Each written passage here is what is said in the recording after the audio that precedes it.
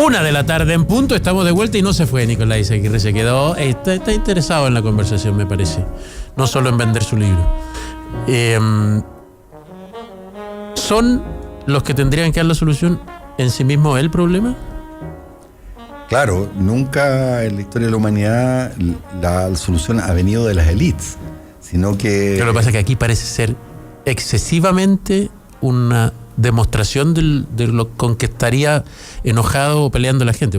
Cuando uno escucha al actual presidente Sebastián Piñera decir hay que terminar de una vez por todas con la colusión, hay que terminar con la información privilegiada, hay que terminar con cierto abuso, uno dice, bueno, esa es exactamente tu historia, querido presidente.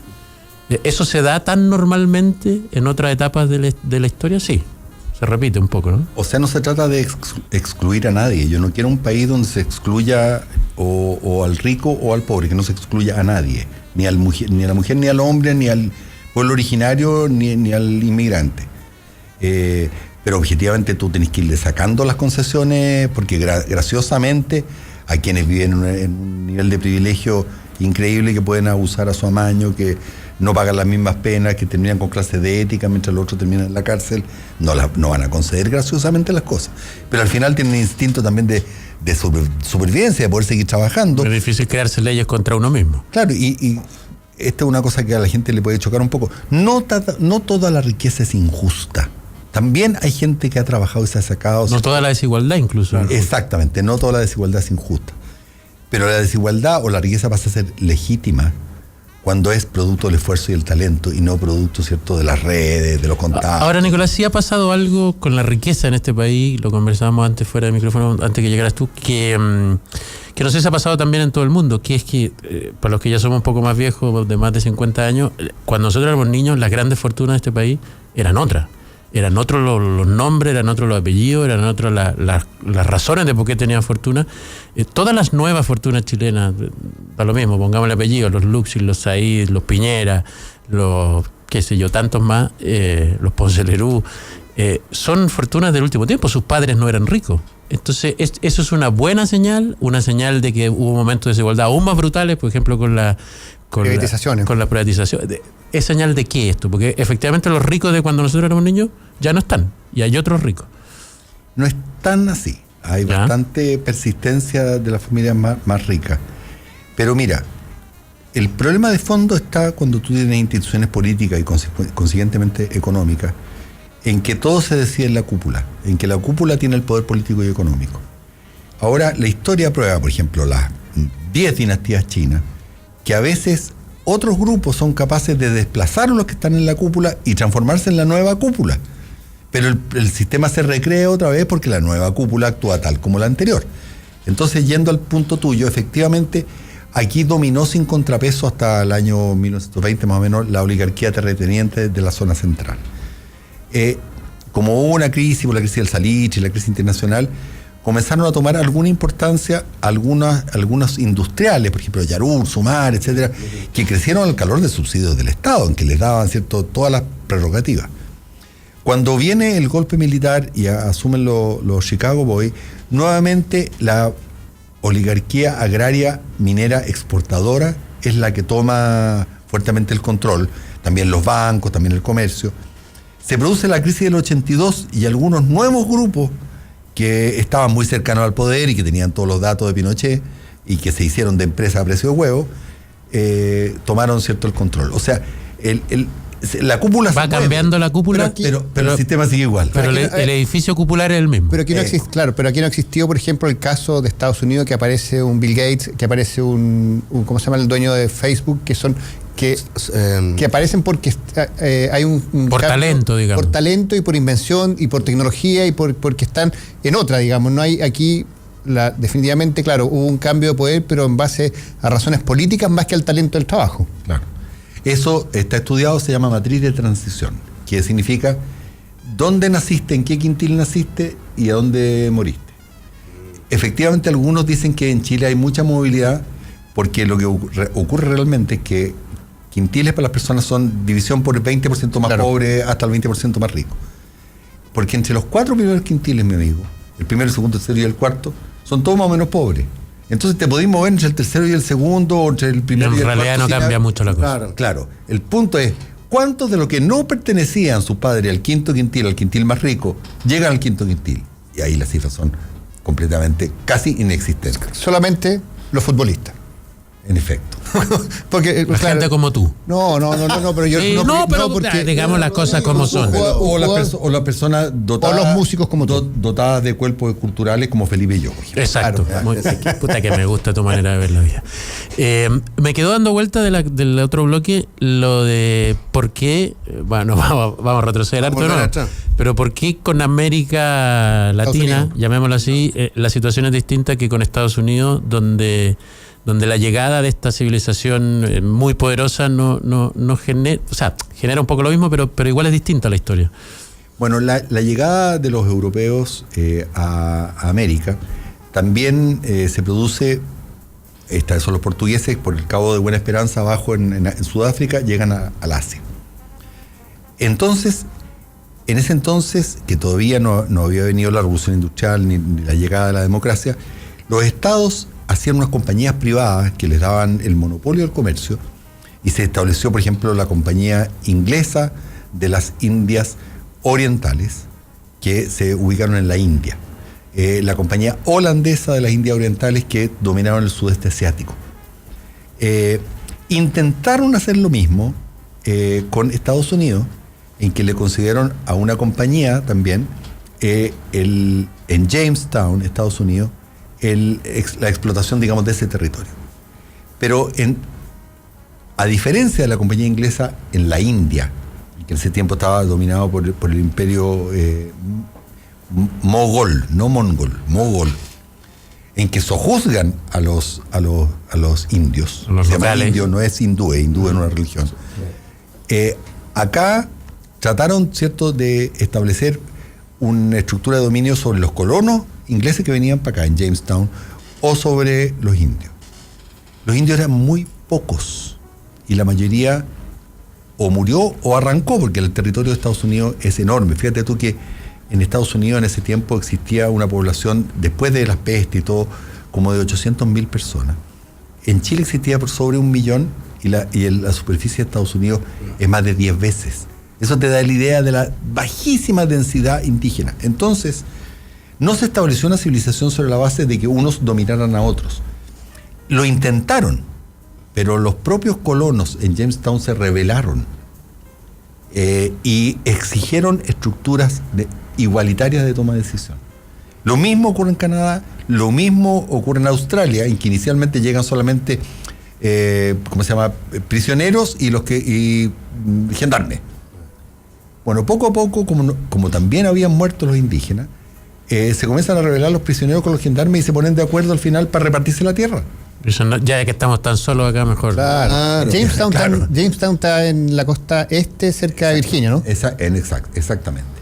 Y ahí están las historias terribles, porque los indígenas primero los acogen, y de hecho los inviernos los alimentan, por eso está todo el tema del Thanksgiving también. Del Thanksgiving, pero después se lo idean. Por eso hay mucha gente en Estados Unidos que dice en una resurrección, en unas reservaciones. ¿Qué es lo que se celebra si lo que hubo finalmente fue un engaño y una matanza? En síntesis, Australia, Nueva Zelanda, Canadá y Estados Unidos son básicamente territorios ocupados por europeos. No son, como de México al sur, civilizaciones amerindias dominadas por una cúpula europea. Son totalmente distintas. Por eso es que allá son progresaron y acá no. ¿Cuánto tiempo estuviste, volvamos al libro, escribiendo este libro Desigualdad, Nicolás? Porque mucha gente ya, este sí va a ser listo, lo hizo en los últimos 2 meses y quedó al día con lo que estaba pasando. Bueno, desconfiado habrá siempre, pero escribir 450 páginas y tener 14 páginas de bibliografía, tú no lo vas haciendo en 2 meses. Yo estuve macerando estas ideas por años. De alguna forma me pasó que como en mi juventud yo fui teniendo 18 años, apoyé la Unidad Popular y sufrí todas las cosas del golpe con mis amigos, muchos desaparecieron, en fin, toda la historia que toda mi generación vivió. Conforme pasó el tiempo y comenzaron a caer la certidumbre de los socialismos reales, cayó la Unión Soviética, Gorbachev, etcétera, nos quedamos como de repente diciendo, bueno, ¿en qué creemos ahora?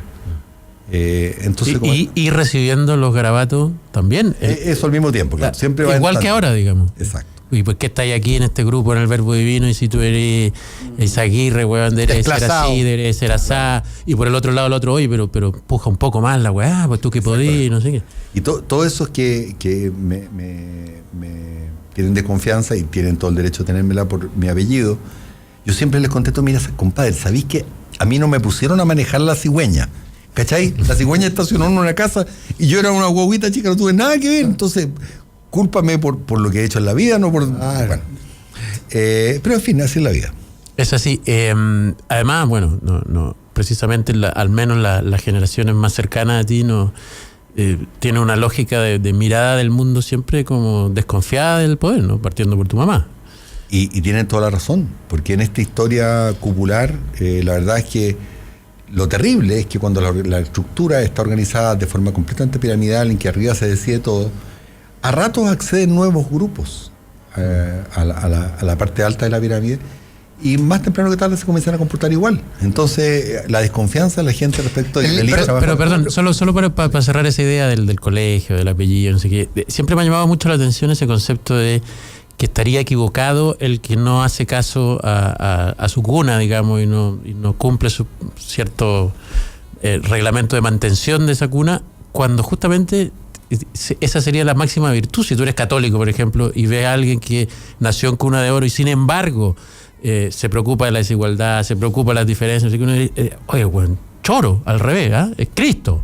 Y en cambio acá está ese discurso como, ¿cómo es posible traicionero que estés traicionando tu clase? Yo no me quiero atribuir ningún mérito, porque a mí me pasó una cosa muy especial, que no obstante que mi familia provenía de la oligarquía terrateniente total y completa, yo tuve una madre que en algún momento que rompió con todo eso. Se salió de la caja, digamos. Se salió de la caja completamente, se hizo miembro del Partido Comunista, trabajaba en Concepción con los obreros, y a pesar de que mi familia trataba de que nosotros no viéramos mucho a mi madre, bueno, cuando estábamos con ella nos llevaba a Lota, a Coronel, a ver a los sindicatos. Entonces muy tempranamente a mí me mostraron la otra parte de la medalla. Entonces no es ningún mérito mío, sino que simplemente tendría que haber sido ciego para no verlo. De lo contrario, yo por supuesto que sería un economista que trabajaría en Wall Street y estaría ganando mucho más y no teniendo que estar conversando contigo, Felipe. De repente tenés que hacer libro. De repente sé franco, pensaste, puta, la cagué. En realidad debería estar en Wall Street. ¿Alguna vez te ha pasado eso? ¿Alguna vez De hecho, es feo que lo diga, pero me han ofrecido varias veces. Sí, pues por eso. Nicolás. Mira, yo no sé, cada uno vive como quiere, pero para mí, lejos lo más importante es poder mirar al espejo y no sentir que he traicionado mi conciencia. Y así son mis hijos, y entre mi madre y mis hijos no me darían ninguna oportunidad de desviarme. Tan difícil en los dos lados. Una pregunta, Nicolás. El libro habla de la desigualdad. Tú cuentas un poco, dijiste que partiste escribiendo hace mucho tiempo, que la historia de la desigualdad parte de lo largo que nos has relatado ahora.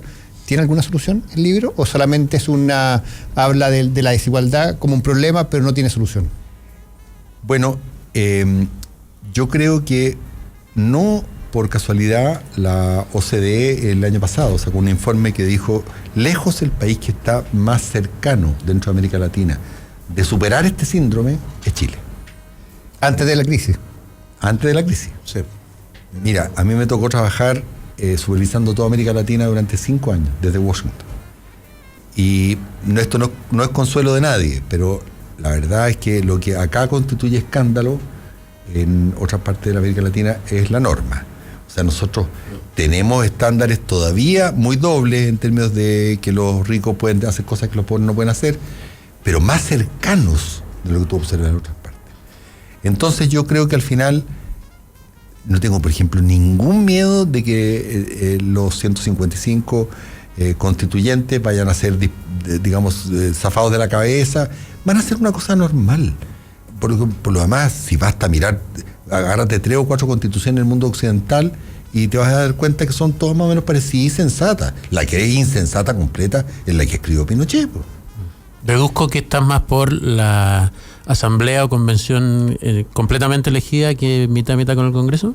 Claro, por lo mismo que te decía recién respecto del tema de las mujeres, porque todo lo que de alguna forma llegó a ser tal bajo las antiguas reglas del juego, hoy día tiene una crisis de legitimidad. Entonces, mucho mejor que elijamos a todos a que entren directamente por secretaría quienes fueron elegidos con otras reglas. Entre otras cosas porque hay mucha gente que entiende, yo creo que es un error, y si te facilita un poco la mirada de lo que va a ser esta asamblea o comité o como se llama, hay mucha gente que cree que esa gente va a ser la que va a escribir la Constitución, que se van a sentar frente a este llamado papel en blanco y decir uno, no sé, la señora Juanita, poner uno y más.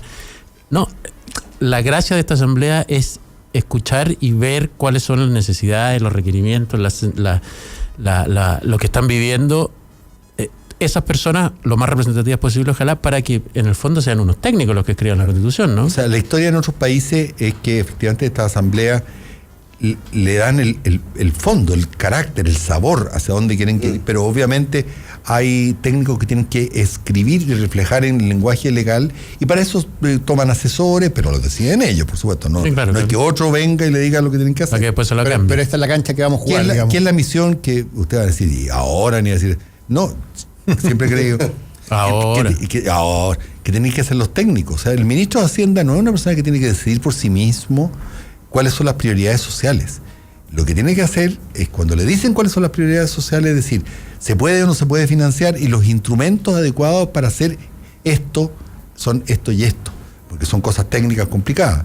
Pero eso no significa que va a reemplazar con la técnica lo que tiene que ser la definición que viene desde la gente. Se ha dicho mucho en estos meses, estos 2 meses, que Chile se podría endeudar mucho más de lo que se ha endeudado en términos conceptuales económicos, que al final ha estado muy retenido en ese sentido. ¿Es verdad eso desde la mirada de un exministro? No, yo no creo eso. Creo que esa es una mala estrategia. Básicamente, Felipe, en la historia de estas civilizaciones oligárquicas, todas terminan en la bancarrota. Le pasó, de hecho, por eso se produce, tú sabes, la Revolución Francesa, porque Luis XVI estaba hasta el loli, como se dice, de deuda. Lollipop. Pop, sí. Claro, todo es pop.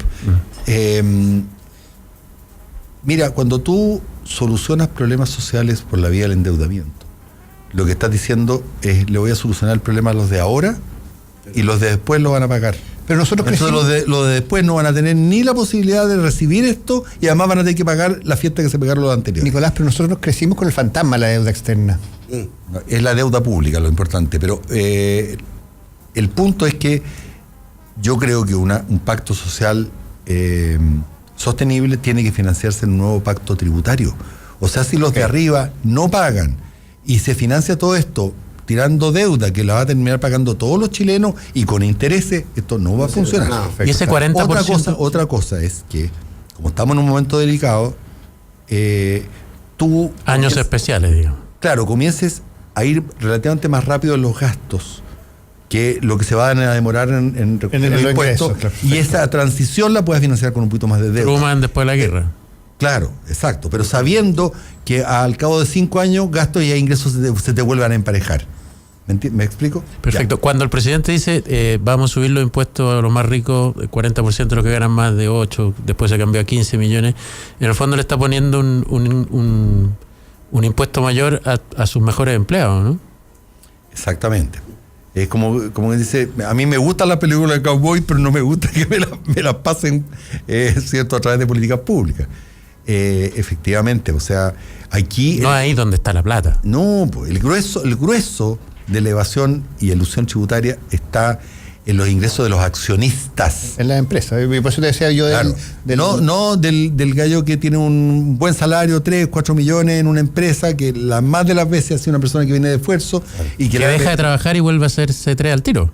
Que no recibe ese sueldo alto que recibió puramente por mérito. Es de los ingresos de la propiedad donde vienen las rentas grandes, y esos son los que... Y la empresa de inversión y por eso yo te hablaba de los tributos diferidos. Los family offices y una cantidad... tributos diferidos. Podríamos tener un programa completo en que yo les muestro 101 formas.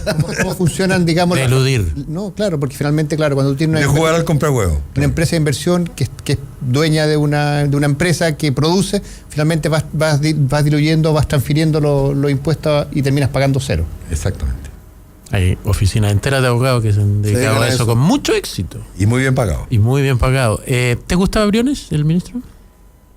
Yo creo que me guste o no me guste Briones. No, pero ¿te sientes cómodo con él? Te estoy diciendo que me estás preguntando una tontera, Felipe. No. Pero yo creo que el ministro Que Briones... representa un poco. El ministro digamos. Briones es una persona de más amplio criterio que lo que era el promedio del gobierno de Piñera. Pero tiene un jefe. Y los ministros de Hacienda no se mandan solos. O sea, yo creo que él está tratando de avanzar en un pacto social, pero cuando el presidente tiene una cadena nacional para decir que lo que va a hacer subir los impuestos a los vaporizadores de tabaco, tenemos un problema, ¿no? Sí. Lo conversamos aquí en el segundo. ¿Cuánto pueden aportar los vaporizadores de tabaco al presupuesto? Como antes que nos pretendieron pasar el cuento que con los impuestos al Netflix íbamos a pagar la reintegración tributaria, que eran millones de dólares que les devolvíamos a los ricos. No, si no somos tontos, o sea, hay gente que sabe sumar también en los dos lados. Nicolás Aguirre, ex ministro de Economía, ex Hacienda. De Hacienda, perdón, de Educación. Ex músico. ¿Eres no, músico actual todavía? músico. Sí, pues, Eso nunca mira, las uñas de guitarrista. Actual músico. ¿Qué viene para Nicolás Aguirre 2020 en adelante? Yo encuentro que cuando uno ha tenido el privilegio de tener esta, digamos, trabajo, esta visión, es momento de comenzar a devolver un poco. Entonces yo trato de devolver a través de las clases, hago todos los cursos básicos centrales en la Facultad de Economía y Negocios de la Universidad de Chile, ahí tengo montones de alumnos, y escribir, porque estas reflexiones que no voy a tratar de tener falsa modestia, que yo creo que realmente van a aportar a esta discusión, son necesarias. ¿El mundo partidista ya te repele a estas alturas? No, ¿O todavía podría ser? Ayudo bastante a Heraldo Muñoz y a la gente, yo soy del PPD, me preguntan opiniones, escribo minutas, estoy ahí de obrero dispuesto a... Pero estar en la primera línea, 30 años arriba de la pelota, quedé un poquitito mareado. Nicolás, a propósito de lo partidista, ¿qué te parecen los liderazgos? ¿Por dónde tú crees que están los liderazgos hoy en día que en un momento tan complicado? Ya, es una pregunta que me encanta porque te voy a decir algo completamente fuera de la caja. Yo creo que no vamos a llegar a ningún lado si seguimos buscando al Mesías. No, pero alguien que se eche el equipo al hombro y que no tiene por qué ser el mejor, el más talentoso, alguien que diga, ¿sabes qué? Aquí estoy yo, me he hecho el equipo al hombro, que puede ser un defensor, muchas veces haciendo una analogía con el fútbol, pero no el 10, ni el arquero, ni el goleador, sino que alguien diga, ¿sabes qué? No soy el mejor del equipo, pero este minuto difícil, aparezco yo. Nosotros estamos formateados, porque esa es la historia desde la colonia, que viene desde la cuestión de los reyes, monárquica, para tener un hiperpresidencialismo. Entonces, como tú muy bien dices, el encontrar la persona correcta o clavarte con la persona incorrecta, no sé si me explico. Sí, perfecto. Es un drama. Es un drama. ¿Quién es el presidente de Suiza? ¿Quién es el presidente de Holanda? ¿Es el minuto del equipo, dices tú, más que de la persona? Exacto. Todos los países desarrollados han desarrollado gobiernos colegiados, en que gobiernan las mayorías. Ya, pero ¿cómo logramos ese cambio cultural? En Inglaterra estuvo Cameron, estuvo May, ahora está el chacón, ¿cómo se llama? Johnson. Ya, pero ¿cómo logramos ese cambio cultural? Porque efectivamente... la Constitución, cambio de régimen político para mí es imprescindible. Ya, porque finalmente lo que está diciendo, lo que nos metimos ahora es un cambio cultural, y cambiar de un presidente a un equipo es raro. No, y lo peor de todo, porque como te decía, los malos músicos pierden el pulso, es que vamos a tener una elección presidencial en la mitad del debate constituyente. Y que el debate constituyente puede decir, ¿sabe? El señor presidente ahora no va a ser porque va a ser un primer ministro. Claro. Pero yo creo que no es malo tener un presidente tipo Italia, Alemania, que dé una continuidad, que podría, por ejemplo, durar 6 años. A mí se me pueden ocurrir, no lo voy a hacer. 5 nombres inmediatamente de una persona justa y buena. Es que bajo ese nuevo escenario existen personas. Pero primeros ministros que son personas dinámicas, que están y que duran mientras sean capaces. Y si la estructura no lo ayuda y no es buena, no sacan nada con que sea el mejor de los mejores. No, claro. Igual la estructura la va a tirar para abajo y va... Exacto, pero además los regímenes parlamentarios fomentan la cooperación entre los partidos. Los regímenes hiperpresidenciales fomentan la competencia destructiva, porque como es un botín muy apreciado, lo único que estoy tratando es sacar al que está arriba para ver si lo agarro yo. Ya que hablaste de Johnson, para el final, como economista, ¿qué va a pasar? No puede empezar que son los pañales, Johnson. No. O otras cosas también, Johnson. Como ya nosotros dos tenemos canas, estamos a punto de usar los pañales. Otras cosas, Johnson, también que la usan bastante. ¿Nos va a afectar en algo? ¿Nos va a afectar en algo en términos económicos los paísitos de acá el tema del Brexit? Mira, para mala suerte quizás de Piñera, que había comenzado a echarle la culpa, porque lo que la gente se olvida es que antes del 18 de octubre la economía ya venía guateando, pero duro. O sea, el retail venía caído. Claro, bastante. muy caído. Pero después del 18 de octubre, pero ya no tuvo la oportunidad, China y Estados Unidos se han comenzado a poner de acuerdo. Y la economía mundial está resucitando. De hecho, o sea, el cobre está subiendo. Exacto. Por tanto, las condiciones externas ahora se están tornando bastante favorables. Lo que pasa es que ya, too late, baby, como decía la Carole King. La Carole King, una gran cantante con piano. El primer disco que se compró. Se lo podía cantar, pero en otra oportunidad y por otro precio. Por otro precio. Ya. Entonces, la verdad es que el entorno internacional se está poniendo mejor, no obstante el Brexit, pero eso no es el problema que nos domina hoy por hoy. ¿Las medidas del Banco Central te parecieron bien? Tú dices intervenir el dólar. Sí. Bueno, es lo que hay que hacer en momentos de fuerte especulación. Claro. Oye, la última, las tesis, ¿qué te genera este movimiento que trascendió claramente el país? Bueno, es un signo de los tiempos, ¿no? O sea, de alguna forma a todos nos va a producir un cierto orgullo que un colectivo creativo de acá sea capaz de generar un fenómeno mundial, ¿no? Lo que significa que con más educación, más ciencia y tecnología, podemos producir más que cobre y que salmones. Nicolás Izaguirre, invitado de hoy a Metrópolis. Muchas gracias por haber venido. Suerte con su libro. De nuevo el título, Eso. Desigualdad, editorial. Debate, o sea, Random House. Random House, listo. Muchas gracias, Nicolás. Desigualdad, raíces históricas y perspectivas de una crisis. En todas las librerías, ¿no? Está más grande el Incluso Desigualdad. puedo seguir, no, yo. Gracias, Nicolás Izaguirre. Un abrazo. Gracias. Gracias a ustedes. Pau. La metrópolis no se detiene. Nosotros ya volvemos. La clave me escucha.